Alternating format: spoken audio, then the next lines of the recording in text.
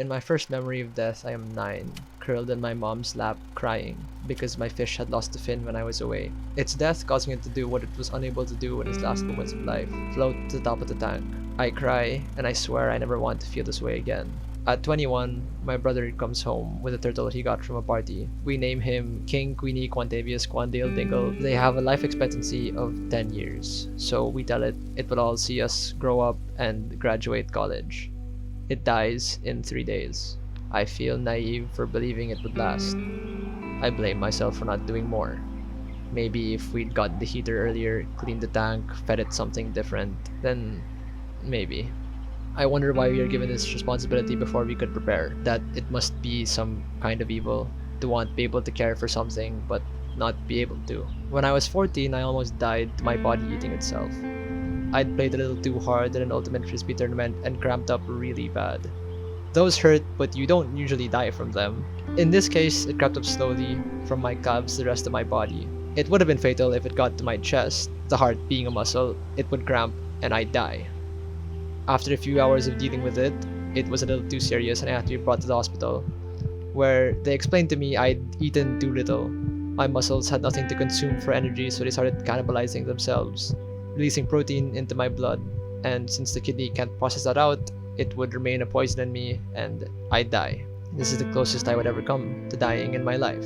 But for the hours on the field, I didn't know that, and neither did my teammates. They visited me while I sat there, laughing about how dumb I had to be to cramp for this long, and how they heard me shrieking from across the field, and if I really started running because I didn't know what was happening before my friend told me to calm down and stretched my leg. Cringing through the pain, they eased me through it. It was momentary distractions, but those seconds spent laughing was seconds I wasn't in pain. And I think maybe it's at this point I began to understand that it's always better with someone beside you, that it's okay to cling to someone to stay in the present. I look back on this now when visiting my grandpa in the ICU. It was his second day, and I didn't think I would be the one seeing him. I have never been close with any of my grandparents, but him farthest so. He made short appearances whenever he visited his house, which was basically weekly, but to be fair, I did the same thing. Both of us giving our quick greeting to everyone before going into our separate rooms. He looked weak when I got there, but it's hard not to when you have a million wires attached to you doing what your body is starting to give up on doing. It's probably the longest we've ever spoken. The longest I've ever spoken to him. He gave pained grunts for most of his responses, but during it, he took my hand. It was a feeling I struggled to describe at the time because the last time I'd held someone's hand, it was when I was a young, dumb teenager who had a crush on a young, dumb teenager. The two people who needed each other but were too immature to realize that they didn't. This was different. It was weak, but it was somehow equally as needy. I imagined it was as strong as he could manage, and I remembered this feeling, sitting on the field to cling to someone for comfort, someone that reminded you that you were alive, even if you were distant for so long. Before falling asleep, he thanked me for visiting him, calling me by my name, which was surprising because he had never done that for as long as I could remember, which is also surprising because I have the third in my name because I was named after him. Sometimes it scares me how alike we are. I wonder if he sees a younger version of himself still filled with life and possibility. I know my dad's friends say when they look at me that they see him when he was young. So maybe it's the same for my grandpa, and maybe I'll have the same story that he did. I realized that by nature we are solitary people. I look at him and wonder if I should ask if he wishes a friend would drop by. Because I know if I was him, there are people that I would wish would visit me. People I used to laugh with, people who I used to joke that I almost died to. But I didn't ask that. There was no use in saying anything that could make him feel worse. The next time I visited him was around a week later. His health had gotten a little better, but I was there for a short time with my sister, as our entire family was taking turns staying with him. Instead of calling us by our names, he grunted. After 20 minutes thanking us for visiting him and told us to leave so our dad could come talk to him. This was a bit strange for me and my sister, so we compared notes, and we had the same story. He's very sweet the first time he visited, thanking us profusely and letting us just talk, but now that he was better, I guess he could go back to going back into his corner. And maybe that was okay with him, don't show emotion, stay out of sight, and on most days, I'll tell you that's okay with me. But truly, deep down, I'm scared that I will grow old, alone, and unloved. That I will only truly appreciate the things around me when I'm knocking on death's door. I think about the monetary value of life and death a lot. How much it costs to stay in a hospital. Why does keeping someone alive cost this much, and why do we have to be the ones to pay for it? Why does burying a body have to cost this much? Like, if I were to get sick and die, would the cost of trying to keep me alive be worth it? Have I made enough memories to warrant this much effort? In D&D, it costs a certain amount to revive a player that has died. While I understand it's for balance reasons, it's one of the things that I'm totally fine with hand-waving for a more impactful homebrew. To be called back to life because a jewel someone had that meant nothing to any of them, but to have some monetary sum feels cheap. I would much prefer to have it be something priceless to someone. Maybe something that a player held dear or had lost, or something another player gives up, no matter how insignificant the gold value of the item is. Because D&D is a game about story, and to have an impact, the dead should be brought back by something that cares for them, that anchors them to the realm of the living, not some price. But I suppose it makes sense for me to think about D&D in a time like this, the escapism of it all. Like, just go to some fantasy world where I have the power over everything and it's all okay, you know? And death is just something that you can fix by casting a spell. Because this was a serious situation and I wanted to be anything but serious. It's been hard for me to place why I've always tried to downplay death, like laugh with it, tell myself I never really knew them or that I was fine with how it ended. For most of my life, I've ran with the saying of be satisfied if this was the last time. Like, if this was the last conversation I had with this person, would I be okay with that? Mostly, I'd say yes, especially if we laughed and definitely if we exchanged at least anything heartfelt. But I think this was just something to cope. The song Sleep Patterns by Emergent Ships puts it best. If you want to go, you should listen to it because it's really good. So it's this timestamp, but I'm just going to tell you about it now. In the song, the narrator has a dream about how they're driving in a car with people they don't know. The car goes off course and hits a tree, causing the narrator to hit a wall, break their neck, and fracture the skull, and die in agony. They go on to say how they'll have this dream a bunch more times, till they eventually meet all the strangers in that car, in time becoming a good set of friends. By doing this, the narrator essentially begins the circumstance that will lead to his death in his dream. But they don't mind. They watch a nice sunset, they smile, and they shake their head. Because they don't know that they are afraid. I love this because it realizes how I feel about my current thoughts on friendship and growing up.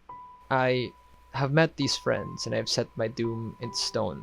By meeting them, I will lose them. And I can pretend that I am alright with that just having laughed with them, I'm satisfied, but I don't think I am. I'm afraid I am like my father and his father, that I will be too scared to talk to the people I should, and that I will never see everyone I cared for enough times, and that having my anxiety hold the words I need to say in my mouth will mess me up for the rest of my life. That the social battery is a lie, and I'm just someone that pushes people away. That if we are a mix of everyone we ever loved, I'm afraid that I will always have a part of my mom's temper and my father's anger. When I hear my own rage, I fear that I have unwittingly passed it on to my siblings. My brother asked me if I knew why sharks could survive alone, and I knew the answer. Because they ate their siblings, I asked. He nodded. That my anger is permanent and will remain in this world long after I have passed. That the evil I've done will persist despite what I try to overcome because I will never crush it in time. That I will never be able to face life with the seriousness it needs and will continue to run away when the light shines too bright. And that I will never get over who I was born to be.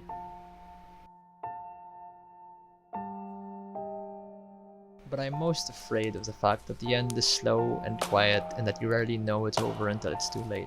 Some things have points you can look to for an ending. Graduation, finales, and such. But life is a lot more vague. I'm sure you've had a conversation with someone who you haven't seen but miss dearly. Did you know that would be the ending? Would you have done anything differently if you did? Thinking about it, This is more a rant about the end of childhood. When you're a teenager, the world feels so much deeper than it is, and that makes everything shine in a way. My parents said I'd find my best friends in college, but now that I sit a month away from my graduation, my closest friends are the ones I've made in high school. With the time that has passed, I can slowly see how life pulls people apart. Once you find a place that makes you feel like home, you never want to leave. And I realized fairly early that this place was as safe as it gets for me. But even if I said I'd appreciate every second I got here, it didn't hurt any less when everyone went their separate ways. Sure, I see them sometimes, and it's like how it was before, but it will never really be what it was. I'm beginning to think that friendships are forever, but not always. In that you may consider someone a friend for your entire life, but you won't always be in their life. I think a testament to that is funerals. I've said when I die, I don't really mind not having a funeral. In fact, I'd much rather have one before I die to hear what people think of me before I passed, as if I was really dead. But I see now that that's kind of a selfish thing. They're made for the people that you've left behind who want to see you one last time, because forever doesn't end with you. It ends when the last person says your name with love in their heart. And they weren't there for the whole thing, but they would care about you forever. So I guess what I'm saying is try not to think that you wasted time. I used to think that, oh no, I'm at college and I have like no friends. What, did I like mess up my college life? I mean, maybe, but I don't think it's bad. Like, I have people that I care about still. I didn't waste my time with them, and I never continue to do. I hope that you speak to them with love when you see them, because that's what it's all about. Keep the people that you care about close. And if you haven't found those people, eventually you will. I'm sure that there are people out there for you.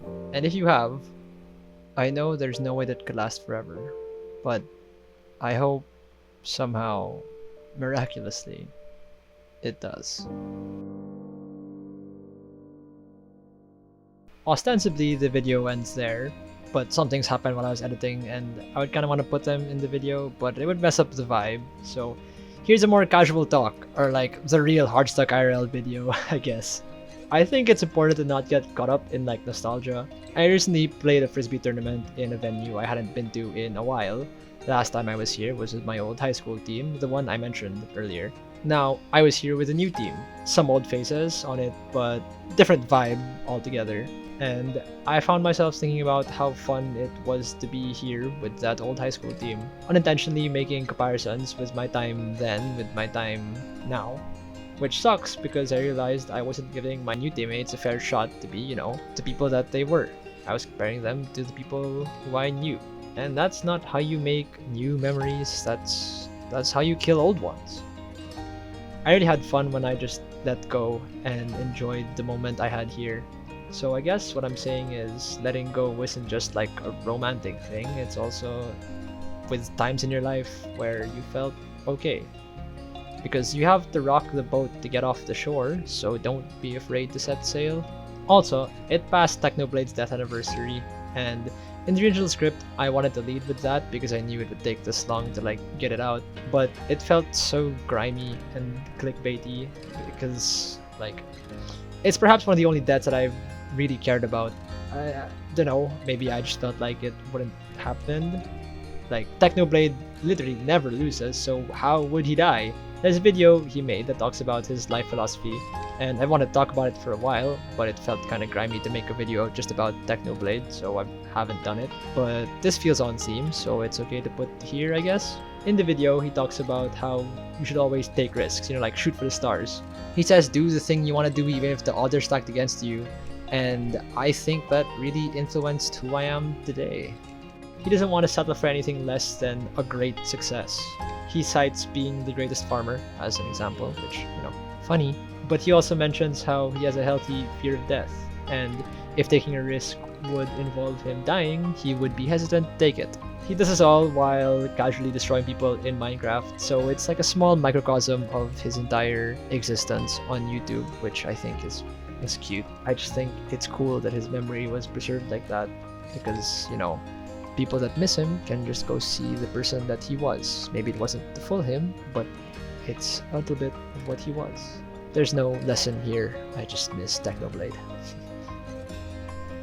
There's a post about this person that describes all of their work as journals.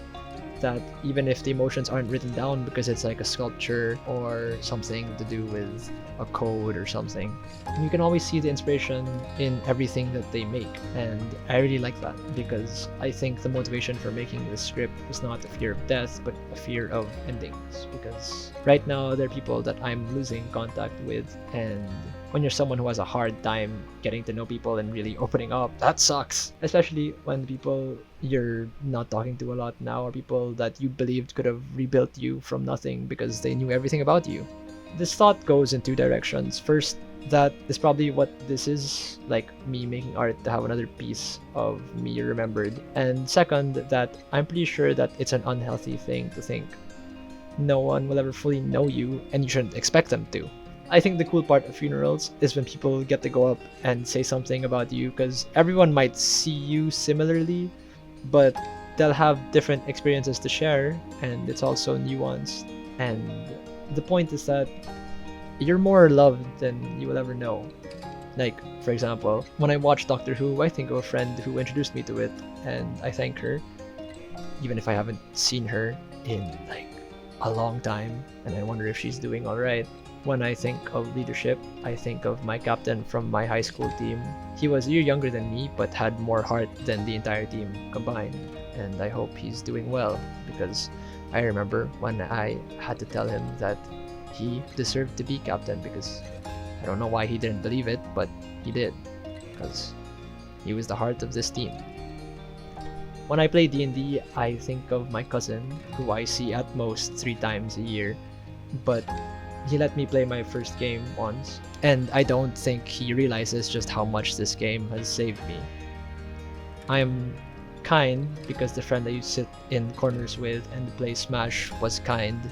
I can be emotional because a girl told me it was alright to be and made sure to teach me how to do it properly.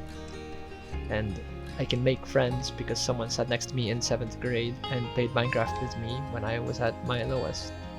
I love all these people and more that I haven't mentioned, and I'm so scared to tell them or even talk to them. So if you're seeing this, hi, I love you. If I know you, if you've listened to me or I've listened to you, if you're giving me advice or I've given you advice, no, I love you, and I'm sorry if I didn't say it more, and I'm sorry for not reaching out, because I'm very scared. Very, very big social anxiety moment. What I'm trying to say, dear viewer, is please don't be me. Tell people that they matter, because really we don't know how much time we have, and I'd rather not waste it on not having your friends know, or not having you believe that you do have people that care about you. So yeah. Thank you to everyone that has supported me this far, especially my patrons. By the time this is up, I'll probably be able to monetize the channel again, which means most of the videos are going down because I'm still not sure which one of them breaks the guidelines. That being said, I'll be leaving them up for a bit so I can get your feedback as to which videos I should rework first. I'll be making a post about it on my Patreon, but also don't be afraid to comment on this video too. But with that, thanks for listening. Bye!